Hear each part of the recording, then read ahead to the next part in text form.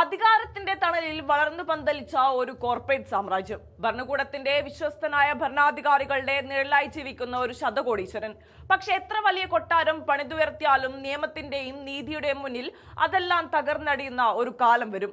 ഇന്ത്യയുടെ പൊതുസ്വത്തുക്കൾ ഓരോന്നായി തുച്ഛമായ വിലയ്ക്ക് സ്വന്തമാക്കി ഒരു രാജ്യത്തിന്റെ മൊത്തം സമ്പദ് വ്യവസ്ഥയെ തന്നെ തങ്ങളുടെ പോക്കറ്റിലാക്കാൻ ശ്രമിച്ച അദാനി ഗ്രൂപ്പിന് മേൽ ഇപ്പോൾ വീണ്ടും അന്താരാഷ്ട്ര തലത്തിൽ ചോദ്യങ്ങൾ ഉയരുകയാണ്.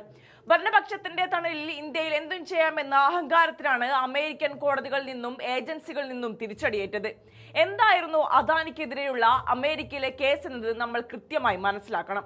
2024 കേസിന്റെ തുടക്കം. ഇന്ത്യയിൽ വൻകിട സോളാർ എനർജി പ്ലാന്റ് സ്ഥാപിക്കാനുള്ള അനുമതികൾ ഭരണാധികാരികളിൽ നിന്ന് വേഗത്തിൽ നേടിയെടുക്കാൻ അദാനി ഗ്രൂപ്പ് കോടിക്കണക്കിന് രൂപ കൈക്കൂലി നൽകാൻ ശ്രമിച്ചുവെന്നും ഈ വിവരങ്ങൾ പൂർണ്ണമായി മറച്ചുവെച്ചുകൊണ്ട് അമേരിക്കൻ നിക്ഷേപകരിൽ നിന്ന് ശതകോടികൾ സമാഹരിച്ച് അവരെ വഞ്ചിച്ചുവെന്നുമായിരുന്നു ക്രിമിനൽ കുറ്റം.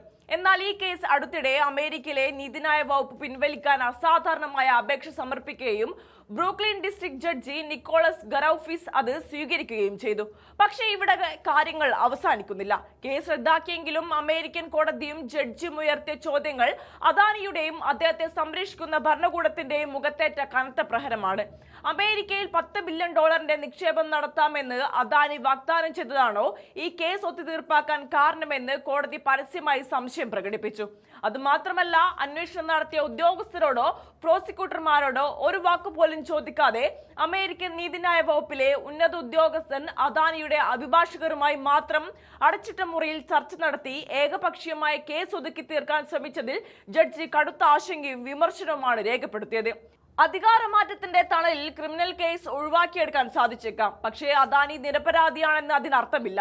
കാരണം ക്രിമിനൽ കേസ് ഒഴിവാക്കിയെങ്കിലും American Securities and Exchange Commission ചുമത്തിയ സിവിൽ കേസുകൾ തീർപ്പാക്കാൻ ഗൗതം അദാനി $6 മില്യൺ, അദ്ദേഹത്തിന്റെ അനന്തരവൻ സാഗർ അദാനി $12 മില്യൺ പിഴയടക്കാൻ നിർബന്ധിതരായി.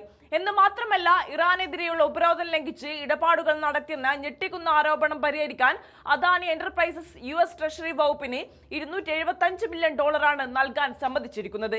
തെറ്റ് ചെയ്തിട്ടില്ലെങ്കിൽ എന്തിനാണ് ഈ ശതകോടികൾ പിഴയായി കെട്ടിവെക്കുന്നത്? ഇനി നമ്മൾ ചിന്തിക്കേണ്ടത് ഇന്ത്യയിലെ സാഹചര്യത്തെക്കുറിച്ചാണ്. വിദേശ രാജ്യങ്ങളിൽ അന്വേഷണ ഏജൻസികളും കോടതികളും ചോദ്യങ്ങൾ ചോദിക്കുമ്പോൾ ഇവിടെ ഇന്ത്യയിൽ എന്താണ് സംഭവിക്കുന്നത്? നരേന്ദ്രമോദി സർക്കാർ ഇന്ത്യയുടെ സർവ്വ മേഖലകളും അദാനിക്ക് തളികയിൽ എന്ന പോലെ വച്ചു നീട്ടുകയായിരുന്നു. രാജ്യത്തിന്റെ നട്ടെല്ലായ തുറമുഖങ്ങൾ, വിമാനത്താവളങ്ങൾ, ഊർജ്ജ മേഖല, കൽക്കരി ഖനികൾ, പ്രതിരോധ കരാറുകൾ, വൈദ്യുത വിതരണം, അങ്ങനെ ഇന്ത്യക്കാരുടെ നികുതിപ്പണം കൊണ്ട് കെട്ടിപ്പടുത്ത പൊതുമേഖലാ സ്ഥാപനങ്ങളും സ്വത്തുക്കളുമാണ് അദാനിക്ക് തീരെഴുതി കൊടുത്തത്. രാജ്യത്തെ പ്രധാനപ്പെട്ട 6ഓളം വിമാനത്താവളങ്ങളുടെ നിയന്ത്രണം ഒറ്റയടിക്ക് അദാനിയുടെ കൈകളിലെത്തി. രാജ്യത്തിന്റെ അതിർത്തികളും കപ്പൽ ഗതാഗതവും നിയന്ത്രിക്കുന്ന വൻകിട തുറമുഖങ്ങൾ അദാനിയുടെ സ്വന്തമായി. ഹരിതോർജ്ജത്തിന്റെ പേരും പറഞ്ഞ്, വൈദ്യുത വിതരണത്തിന്റെ പേരും പറഞ്ഞ് ജനങ്ങളെ പിഴിഞ്ഞൂറ്റാൻ അദാനിക്ക് വഴി തുറന്നു കൊടുത്തു. കേന്ദ്ര സർക്കാരിന്റെ നയങ്ങൾ ഓരോന്നും അദാനിയുടെ ലാഭത്തിന് വേണ്ടി മാത്രം തിരുത്തിയെഴുതപ്പെട്ടു എന്ന ആരോപണം കേവലം രാഷ്ട്രീയമല്ല, മറിച്ച് ദൃശ്യമായ യാഥാർത്ഥ്യമാണ്. ഇന്ത്യയിലെ നിയമ സംവിധാനങ്ങളെയും അന്വേഷണ ഏജൻസികളായ ED, CBI, SEBI എന്നിവയൊക്കെ ഭരണസ്വാധീനം ഉപയോഗിച്ച് നിശബ്ദമാക്കാം, തങ്ങൾക്ക് അനുകൂലമാക്കാമെന്ന് അദാനിയും മോദിയും ഭരണകൂടവും കരുതിയിട്ടുണ്ടാകാം. എന്നാൽ ലോകത്തിന് മുന്നിൽ, അന്താരാഷ്ട്ര സാമ്പത്തിക വ്യവസ്ഥയ്ക്ക് മുന്നിൽ സത്യം പുറത്തു വരിക തന്നെ ചെയ്യും. അധികാരത്തിന്റെ ധാർഷ്ട്യത്തിൽ എത്ര കാലം സത്യത്തെ മൂടിവെക്കാൻ സാധിക്കും?